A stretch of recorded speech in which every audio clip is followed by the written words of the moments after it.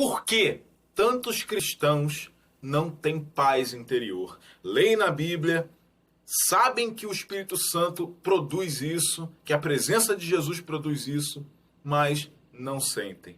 Todo ser humano tem uma característica que lhe é peculiar.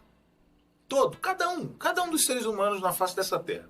Dos que já passaram, os que existem e os que virão até a volta de Cristo. O ser humano é escravo dos seus desejos. O ser humano é escravo das suas vontades.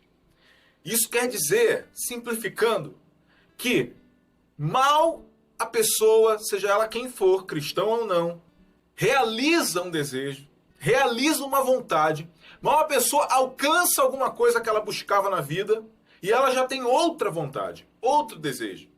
E mal alcança aquele e já tem outro, e já tem outro, e já tem outro, e já outro, e não para nunca.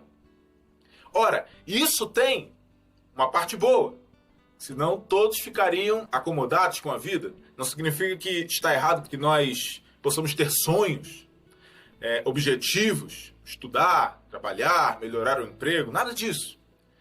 Mas eu estou falando de algo muito mais conceitual. Desejos de toda a natureza, não importa quais sejam eles. Eles se encadeiam.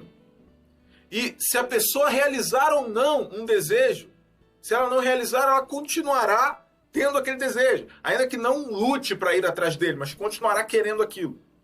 E a hora que conseguir aquilo, vai querendo uma outra coisa, e uma outra coisa, e uma outra coisa. E viver em função desses desejos. Aí que está a diferença do mal e do bom. Ter esse desejo não é errado, é inerente do ser humano. Agora, viver em função deles coloca o ser humano como escravo dos seus próprios desejos. E nós cristãos sabemos que o ser humano caído, que o velho homem, só tem morte em si. Óbvio que há uma graça comum que todos os seres humanos podem manifestar de alguma forma a Cristo. Mas, de maneira geral, quem não tem Cristo, quem não anda com Cristo, só tem morte dentro de si. Porque só o Evangelho pode regenerar o homem. Mas até mesmo os que são cristãos voltam a ser escravos ou nunca deixaram de ser escravos desses desejos. Foram libertos do pecado por Jesus, mas esses desejos continuam se encadeando. E o que isso gera, meu irmão, minha irmã? Isso gera falta de paz. Quantos cristãos, quantas pessoas eu já aconselhei que falaram comigo, pastor, a Bíblia diz que a paz que excede todo entendimento vai estar na minha vida, mas eu não sinto essa paz.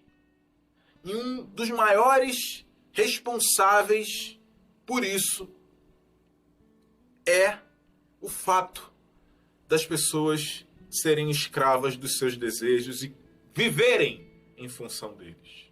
Sejam eles pecaminosos ou não, sejam desejos legítimos de melhorar de emprego, de se formar, de comprar um carro, de ter um filho, de se casar, podem ser legítimos. Não há nenhum pecado nisso, a não ser que não seja a vontade do Senhor para a vida de alguém. Contudo, viver em função dele traz um problema muito sério. E a consequência desse viver em função, desses desejos encadeados, mal eu realizei um, eu já quero outro, já quero outro, já quero outro, já quero outro. A consequência de cristãos viverem assim é que não desfrutam da paz que excede todo entendimento, que habitará em nossos corações, que deve habitar em nossos corações conforme Jesus disse. E Jesus falou sobre o remédio para isso. Falou sobre o que todo cristão precisa fazer, não é uma opção. Todo cristão precisa seguir à risca as palavras de Jesus quando ele disse: aquele que quiser vir após mim, dia após dia, negue-se a si mesmo, tome a sua cruz e siga. Ora, irmãos, esse versículo aplicado na vida de qualquer pessoa, na sua vida, na minha vida, acaba com o problema da falta de paz e acaba com o problema de viver em função de sempre querer uma coisa e uma outra coisa e uma outra coisa. Porque o seu maior desejo será Cristo. A ponto de você negar a sua própria vontade. Você nega esses desejos, nega essas vontades, nega o que você quer, nega a você mesmo. E não só nega, mas todos os dias faz isso e toma sua cruz, que, lembrando, é símbolo de morte. Todo mundo sabia o que era uma cruz quando Jesus falou isso. No tempo em que ele falou isso, a cruz era um instrumento de execução, instrumento de morte. Tome a sua cruz, ele queria dizer, se necessário for, morra pelo evangelho, morra por me seguir. Literalmente falando. Então você morre para suas vontades e morre literalmente, se necessário for, se esse for o chamado para a sua vida. Vem e me segue. Porque ele fez isso na sua vida. Morreu para suas próprias vontades, para fazer a vontade do Pai, e morreu literalmente para pagar nossos pecados. Quando isso acontece, olha que interessante, meu irmão, minha irmã. Você pode continuar tendo desejos, tendo vontades. Só que, primeiro, elas serão puras, porque você andará em santidade, buscará a santidade, e quando identificar um pecado, vai se arrepender, vai buscar ao Senhor. Óbvio, todos pecamos, não adianta dizer que não. Mas não vivemos escravos do pecado. E quando você viver isso, dia após dia, negar-se a si mesmo, tomar a sua cruz e seguir a Jesus, você já abriu mão de viver em função do encadeamento de desejos.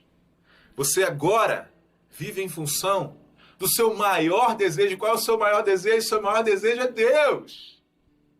O meu maior desejo é Deus. Não é o que Ele me dá, não é o que Ele pode fazer por mim, é Deus. Não há desejo maior em mim do que Deus. Meu coração tem sede de Ti. O meu desejo é Deus. E quanto mais eu conheço de Deus, mais eu quero conhecer de Deus. Então eu estou satisfeito em Deus. E olha que interessante.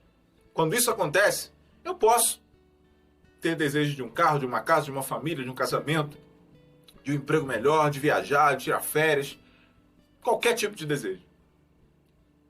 E eles podem ser encadeados, porque essa é a natureza do ser humano. Mal a gente realizou um, a gente já quer outro. Só que eu não vivo em função deles, porque eu já abri mão da minha vida.